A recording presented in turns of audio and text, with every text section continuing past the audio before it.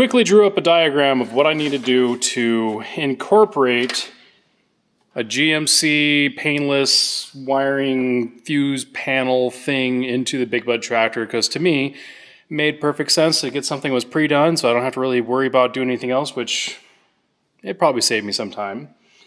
But I'm kind of coming up with an idea of how to do the fuse panel, because I got a couple relays and a few other things inside the cab that I have to tie into the fuse panel. And then I also have to have a couple banks, one that is 12-volt power supply all the time, and then two, one that's switchable so I can tie into like GPS components, because a lot of times they want a key switch or they want a power supply. So this is what I came up with. I know it's lots of talking, please bear with me. There are two relays, one for the cab pressure fan and one for the main AC fan unit. Then there is the main solenoid that will energize everything inside the cab. So when you turn the key on, that activates that solenoid, which then sends power to two things. It'll send power to one of these banks. I'll probably have this the continuous power. So actually that'll be on the battery side. And then this one here will be the switchable power. So it's gonna send power to that. Then that will send power to my relays and fuses and all that good stuff in here. But I also have to have a power wire from this to go to the ignition key switch on the steering column to activate this. So when this is activated, then it'll activate this. And then I've got the turning signals and hazards on the steering column that I quickly labeled. I got that figured out, and on my little crazy diagram that I drew up, which is very, very horrible. This is what I got figured out right there, although I'm using this one instead. And this is the steering column that we modified. And then this is not needed. I don't need that one. I need this one right here. Crazy how I got a lot of stuff going on. So this one is the one that's going to plug into my steering column to activate everything. Do you guys want to know what my brain is like? Just look at all the stuff. There's stuff everywhere, and my brain is in a million different pieces, and also thinking about all the different things on this thing to try to figure out, okay, what's the next step? What's the next step? What's the next step? What I got to do here? What I got to do here? And then I start doing some of that, and then I'm like, oh, I got to fix this real quick. And so then I go fix that real quick, and then I'm like, oh, I got to do this real quick. So then I go do that, and then pretty soon, 18 different steps later, I'm back to where I first started. A couple more things I want to talk about. Obviously, we got our fans. This relay is for the lights on the back of the cab. I already have one of those on the front up here for the front lights. But then there's two relays right here. One for the fuse panel for the horn assembly, I think is what they had on this, or it's the lights, I can't remember which one it was. And then the other one that I added on, this will be for the transmission. So when it's in neutral, I'll be able to start it. If it's in drive or reverse or any gear, it will not let me turn that starter over. All right, over here, the shifter, this is not the one I'm using, but it's a good example. Okay, you see this right here? When that is in neutral, I'm allowed to start the engine. So I need a little relay that will activate when this is in neutral. When it's in neutral, it activates the relay, which then lets me to turn the key switch on the starter to start the starter.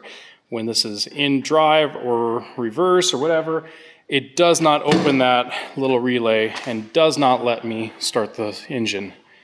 And I think it's a very smart idea. I love it.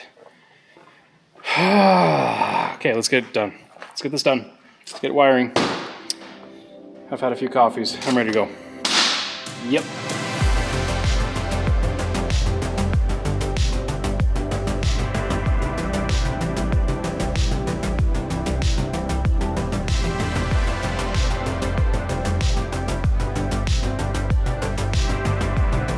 Quick update the shop with the Bud. So it's been a number of days, about 2, maybe 3 even, that we've been running into a snag, and Leg Arms has pulled out about just as much hair as he had left on his head. Trying to figure this snag out, but I think we're close. What we're going on is engine's running great, hydraulics, pressure, you know, we're doing pretty good. Except for now our front main seal on our engine's leaking oil, so we gotta change that. But that aside, the transmission, this just spins, and we cannot get it to shift. Initially, there was a do not shift error popping up on the shift box.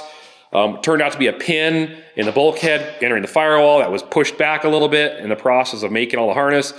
Corrected that. Now there's do not shift is gone. But we were able to, thank you to Al's Diesel, out of Cut Bank, Montana. He let us borrow his scan tool, Dave, the man. And we plugged it in, and it gave us an error code 21, which we have his book too, because he gave us his book too.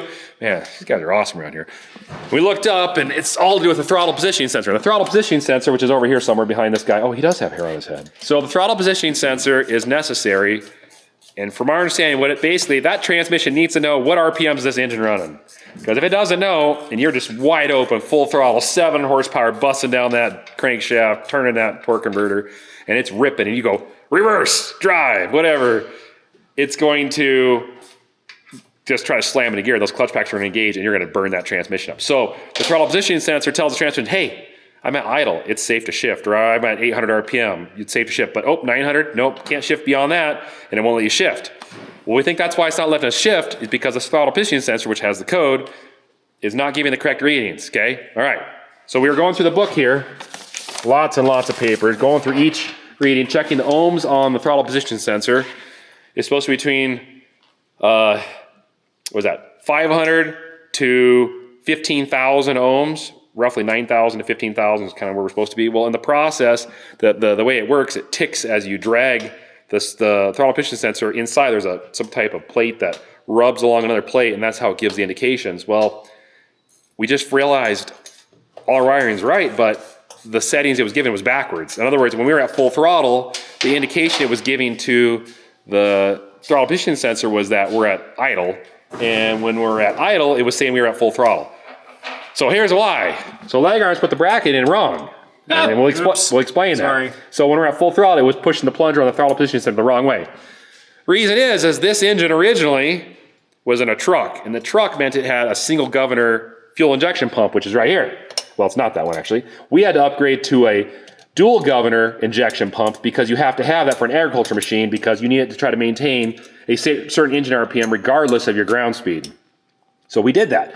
Well, that changed where the throttle linkage attaches, and it turns out they turn opposite directions. So that is where the old throttle hooked up, which would make sense with the way he built the bracket, would have been perfect.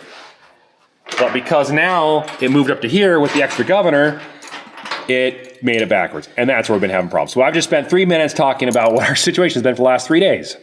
So what we're gonna do, is taking it apart right now, is instead of hooking it on the bottom of that actuator, the lever, we're gonna put it on the top. So we're gonna flip it around, extend it up, so that way it throws it the opposite direction when you throttle up, which should eliminate our problem. And we just gotta set that throttle position sensor in the correct position, and it should shift. Here, I'll help him out. You know what I think? Yeah, thank you, by the way. That's better. Okay. I think we need to just stick to farming and not do this kind of stuff. Because we're better at farming than this stuff. What do you think? Yeah, I think so too. Speaking of farming, the crops are turning fast. We've already got one combine out, fixed a tire on it. We're kind of getting that harvest prep freak out mode because it's going fast out there. So yeah, we got to get this tractor done. And that's where the pressure's on. So it's kind of like those TV shows where you're like, everyone's scrambling because the car's got to meet a deadline to make some auction somewhere. Remember Orange County Choppers, how they did that, and the bike couldn't be done in time to take it to Vegas to be at some show, whatever. Yeah. Well, that's what we feel like right now. All right, I think we redid the way it throws and everything. So we've got our code reader, and we can't figure out how to clear the code on it. But we fixed that, so we're gonna try it. So go ahead and start it. Okay, ready? Yep.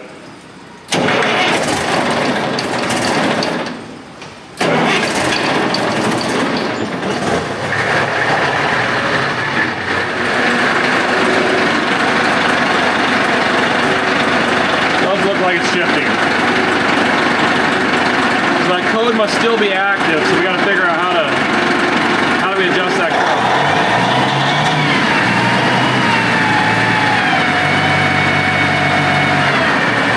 Yeah, it's still. What do you have to say for yourself? Oh my goodness. Gracious. Cool beans. We got it. Hey, you guys want to hear it? I guess we could show them. Oh, my hat! No, they saw my hair. Sorry. Oh, okay. There was some issues with that, but we got that all figured out. Okay. But we're down here Making a mess. We have 2 of each, remember? 2 shift modules, 2 TCMs. 1, 2. Yeah, so we're trying the other one, but as it turns out, they're all okay. There was a bank of wires on the bottom of that. That's for a secondary shift system. You can have 2 shift levers if you're running like a giant machine that needs 2 shift levers. So with that, we weren't using it because the manual said we didn't have to use it. There's nothing in the manual that talks about a couple wires. Yeah.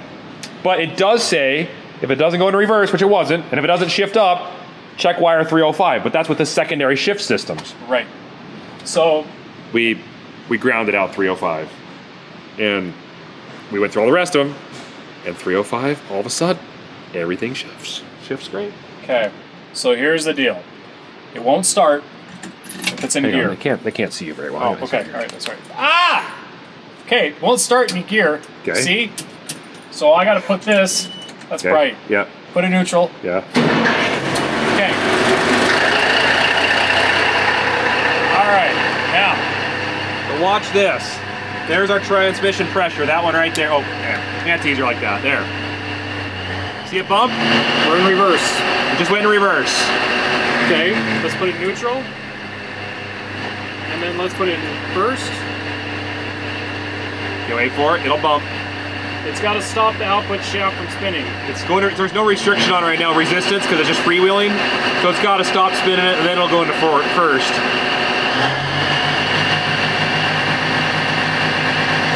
I don't have the diagnostics on.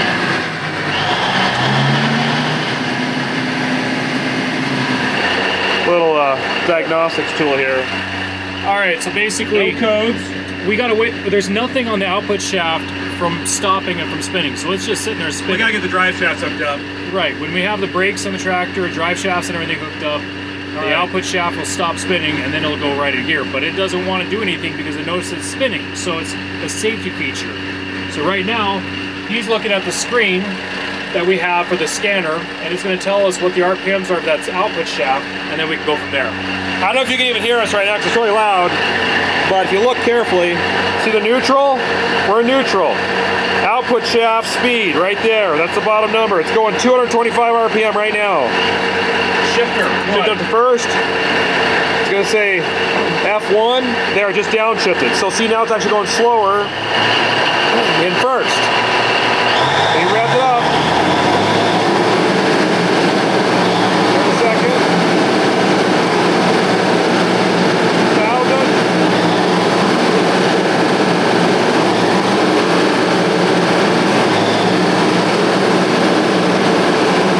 Okay, you should. There it goes. See it moving? See it flicking there? It's going down to the gears now. I'm gonna go to the output shaft real quick. We'll put it in reverse, okay? It's a little loud, I'm sorry. Let's go over here. There's my hat. Okay, we're in neutral right now. First. It'll slow down. I know it's archaic technology as far as modern transmissions go. There we go. There's reverse.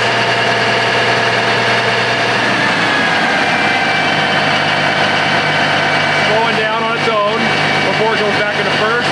There we go.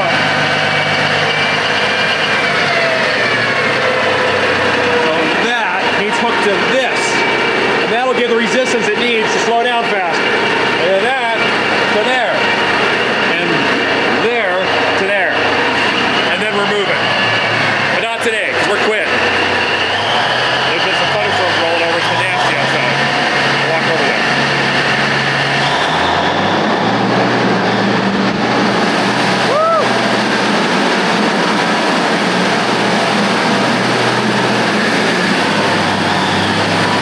That thing moves a lot of air.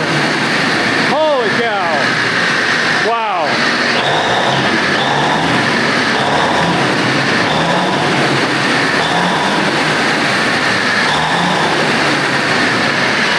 And our front seal is really leaking.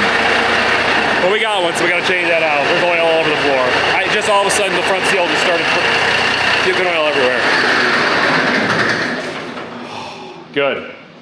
All right, mystery solved. So drive shaft's on, this thing's driving itself. It will move. But Smell burnt paint. yeah, there's a nasty, nasty puddle of oil underneath this thing now. That front seal's like going bye-bye. There's oil all over down here. Oh, fun. And of course it's splattered all over the tractor we just painted. Hey, Nick. No. This is a big bud. It sweats horsepower. That's right, that's That right. is not a leak. I forgot. I always forget that every time. Just turn this off. Alternator is not hooked up yet, so we're not charging batteries. Look at all that splatter. Oh, yeah. That guy just finished getting all the air lines done in the cab, and he just hooked the air up to the system. That tank has got air in it. I don't hear any air hissing anywhere. So all the lines were holding on. Is the brake pedal? Oh, he's putting on right now. Nice.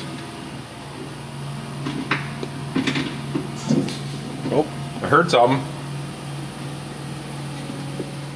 Yep. Park brake in, Okay. park brakes out. Press the brakes. Press the brakes. Something's wrong with this parking brake. It's not right. Not releasing. Yeah, set the parking brake. Okay, now release it. Yeah, it's not bleeding the air off. Is that just the regular brake? Yeah. Okay, that's working like it should. I can hear them trying. But the parking brake's still not working right.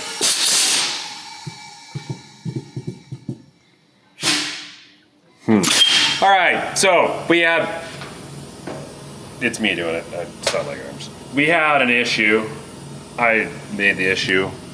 It doesn't require a tissue, at least not yet. I didn't have this plumbed correctly. There's a balance port on this quick release relay. I thought we had to have the service line, which is full air all the time from your tank, to the supply port on this. That's incorrect. This should be your push-pull lever in the cab, and that balance port is for a separate if you want to use this quick release relay for like a brake system with multiple axles and everything, which we're not doing. I had that line go to the cab, so I had it backwards. Anyways, with that, we plugged that top port, plugged the port on this R14 relay valve that I'm not gonna have feed this anymore. And now it all works. So press the brakes first. Ready? Yep. See these stiffen up? It releases out of there when he lets the brake off. Okay, parking brake, set it. Okay, so now he just pulled the parking brake out, dumped all the air out of the diaphragms, which means the springs, 2,000 pounds each, can now force that actuator arm and set the brake. So the parking brake is set. So go ahead and push it in. So now air is going from this line, or no, yes, this line here, all the way up, around, all the way to the cab, all the way to his push button, then all the way back down into here, which then fills this up, moves the diaphragm, then allows air to flow down into these chambers, this diaphragm, which pushes the spring back, which then releases the parking brake. I'm sorry for those who had the first video I made showing how it was done, because I clearly didn't have it right. But this is how it's right. It's working now. We're good. Well, today could be an amazing milestone in this project. But we can't get to that yet until we get that front main seal fixed. Because it is just puking oil everywhere when this thing's running, and we just don't want to make a mess of this thing. We already had a hose go, oil went everywhere, washed it all off. So we just took the main bolts off, the harmonic balancer, and we've got pry bars. We're trying to work that massive heavy thing off. Get that off there, then we can get to the seal, get the seal out, put the new seal on. Might have to get the seat up. Okay, he's got that far. I don't know if I can help. It's nice it can't fall out because the top. Oh, yeah, you gotta lift it. Roll it. Oh, watch your hand. Got it. Your hand okay? I guess so. He didn't cry like a little girl. I mean, And I'm a little kid. That's what I should have said. Big man can cry. All right, there we go. The seal's right there. We gotta fix it. So obviously the reman of this engine when it was done, either the seal was done wrong, they didn't use a speedy sleeve and it needed it, poor quality seal, who knows? We're gonna fix it. No more leaks. Well, update, so turns out front main seal's fine. It's not leaking. It's oily under there, we cleaned it up really good, it's not leaking, but I spotted a leak above, around the corner, where an oiler or a lube line for the turbos comes out, but it's actually not that. It's this housing right here. There's a big plate that bolts this whole flywheel, or not flywheel, fan bearing housing on, big old plate. Somewhere on that it's seeping by, and it goes over just barely a little bleed horizontal over, drops down right by the oiling port, the lube port. Oh, What? Not good. We got a crack. It is a crack? It's a crack. That's what I thought. It looked like a crack. Why is that cracked? Somebody Over-tightened it? tightened it. Is it aluminum? It's probably aluminum. That's gotta be aluminum. That's not good.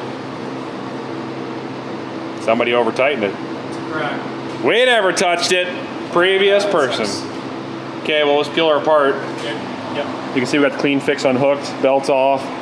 As it turns out, that balancer needs to go back on, but on the bright side, I can paint behind it.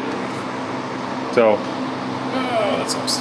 well, we should be able to clean that crack up. Yeah. It's a low pressure system. Yeah, we just Well, I don't know, is there an oil port there that it goes by? splashes oil around. I can't believe it's leaking. Yep. Okay, keep tearing. You want me to grab it? It might be easier coming out your way. Yeah, I think it will. Let me see if I can get my foot over here. It's this bottom one here that's.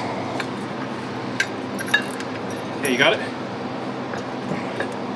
Your top one. Is it this one that's catching right here? Yeah, it's still in the block. You can't get it out though, because it's hitting the... How in the world does that work? You gotta take the pulley off? Oh, Finger. we're gonna pull the clean fix out here to give us a little more room. But on the bright side, we do have a spare engine with one of these sitting on it. So we can salvage that one for the time being, get this running, and then we'll deal with getting that one fixed when we use that engine someday. So, bonus of buying another engine. Got parts. There, this thing might be kind of heavy. What are we hitting on? Oh, this bolt needs to come out more. It's just catching in there. Is it loose? I think the bolt's still in. There you go. Okay. Damaging that whole seal. Yep. Holy crap. Look at that crack. Oh my word. Ow. That really stings. And does it go all the way through or just on the top part of that bolt? Someone All the way hydraulically, over to that. they probably was oil in it or something when they tightened that up and it. No, it's cracked all the way through. So where's it leaking from? that's a whole.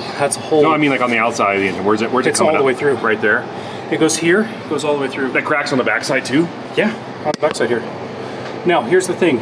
Oh, there it is. I see it. You got an oil port here too. How big's this cover? Goes down to here. It's all Okay, this. the oil cover, that port doesn't do anything. It's not jacked up with it. So, a couple things we could do. We have to take a Dremel tool, ground this out, make a valley, try JB Weld, or we try to smear a bunch of right stuff in there and it'll seal. Otherwise, to take the cover off, it's a massive job. It's the whole cover. The Oh, whole we're- front cover of the engine. Okay. That's amazing. That's aluminum. Yeah. And to weld it, you got the gasket against it, and you don't want to. Yeah. Touch. No, we don't want to be welding in there. So we need to. That sucks. Yeah, it does. At least that bearing's good. All right, here's what we're gonna do. So the cover that's cracked, it's the big cover.